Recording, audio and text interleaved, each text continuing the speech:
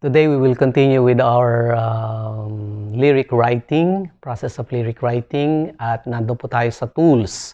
Last time we discussed about rhyming. Now, next tool is meter or metering. Ano ba yung meter o metering? Ito yung number of syllables and its cadence or kung paano pinopronounce ang words sa bawat lines. Or musically, in terms of musicality, ito yung notes and the note value of each syllables of the words that we put in the lyrics. Ito ba ay whole note, half note, quarter note, eighth note, or a series of quarter notes or combination of any notes. So yun yung cadence, yung pagkabigkas nung bawat letra. Maganda sa mga words natin sa ating lyrics, yung consistent yung meter as much as possible.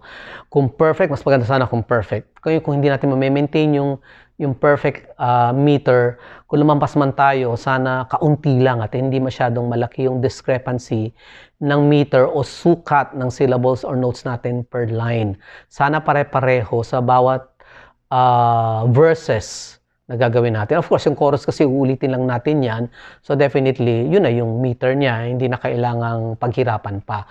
Yung verses kasi minsan, ang kailangan i-maintain natin ng metering. So para maintindihan natin ito, ay magbibigay tayo ng example. Okay. Uulitin natin yung dalawang kantang minention ko before na ginawa ko example. Una yung kanta ng Beatles na Yesterday. Bilangin natin yung syllables, yung syllables o yung notes ng bawat line. Okay, unang line. Yesterday, 3 notes. All my troubles seem so far away, 9. Now it looks as though they're here to stay, 9.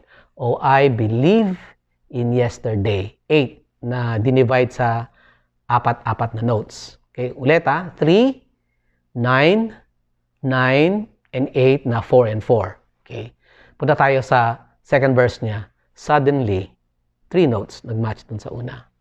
I'm not half the man I used to be. 9 notes. There's a shadow hanging over me. 9 notes.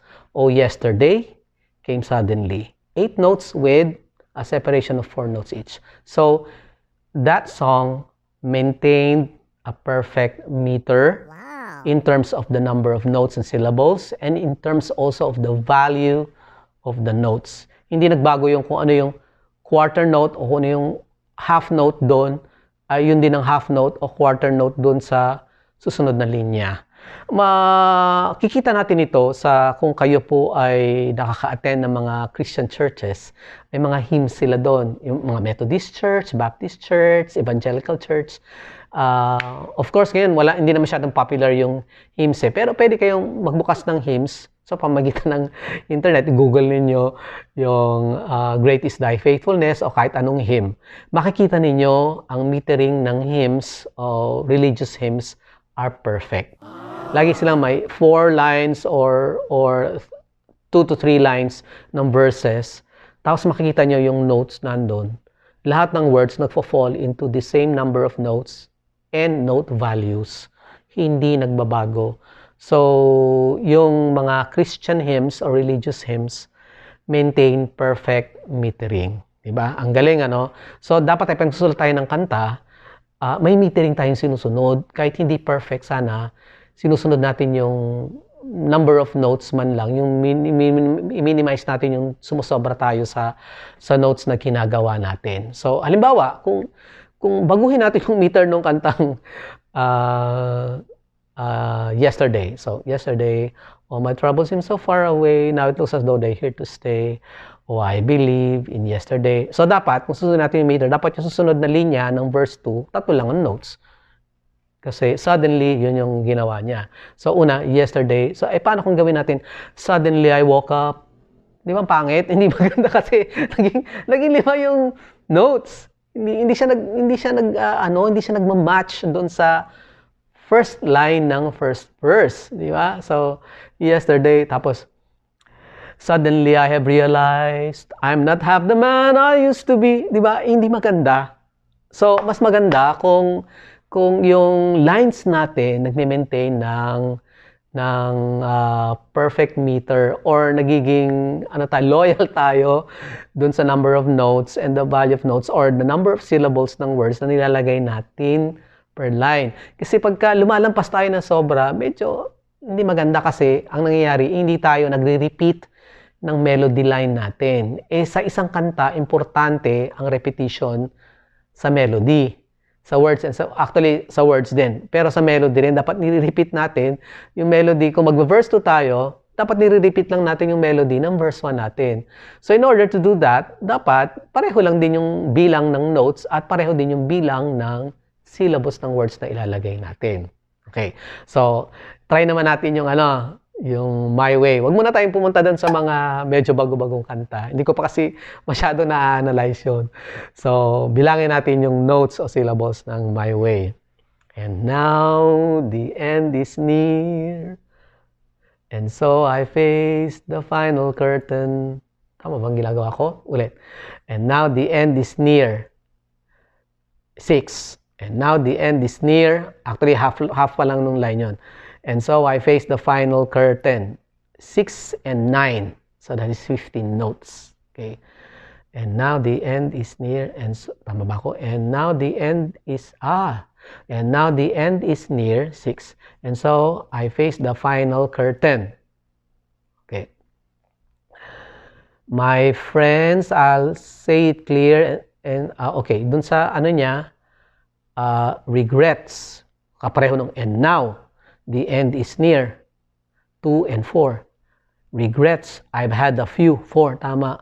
But then again. And now the end is near. So I face. And so I face. For then. The final curtain. 5. Regrets. I've had a few. But then again. Too few to mention. 5 din. So, nag-maintain siya ng perfect metering niya sa bawat line niya. So, medyo mahirap talagang pagpapagura natin, iisipin natin na yung metering ng mga kanta natin, sana pare-pareho yung value ng notes at yung syllables at yung cadence, yung pagkakabigkas ng mga words, yung up and down ba ng notes, at saka yung value kung gaano katagal kinanta, kung quarter note ba siya, kung tumanggap ba siya ng 1/8 beat, 1/4 beat, or 1 whole beat, or 2 beats, or even 4 beats, nagsustain ng note. Ganun. So, metering is important also in lyric writing. So, isa yan sa paghihirapan natin. Somehow, yung iba mga songwriter, unconsciously, they're doing it. Nagagawa nila na hindi sila conscious na sinusunod pala nila yung tool sa metering. Although, may mga narinig akong kanta na minsan lumalampas ng, halimbawa, yung first line ng first verse niya ay may 8 notes. Tapos yung verse 2 niya, yung first line niya may 9 notes. Pasado naman yun. Pasok pa rin yun. Hindi naman masyadong malayo. Ang mahirap lang kung halimbawa ay yung first line ng first verse niya ay 8 notes. Tapos yung first line ng second verse niya ay 12 or 16 notes. Medyo magkalayo.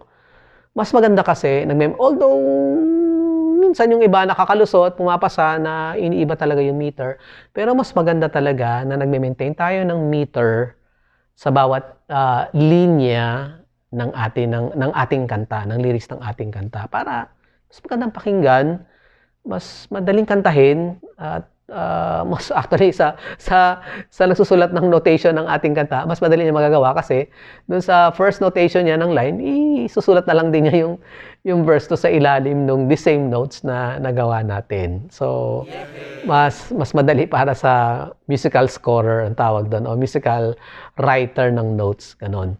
So, mag-maintain tayo ng meter. Kung hindi man perfect, ay near meter as much as possible.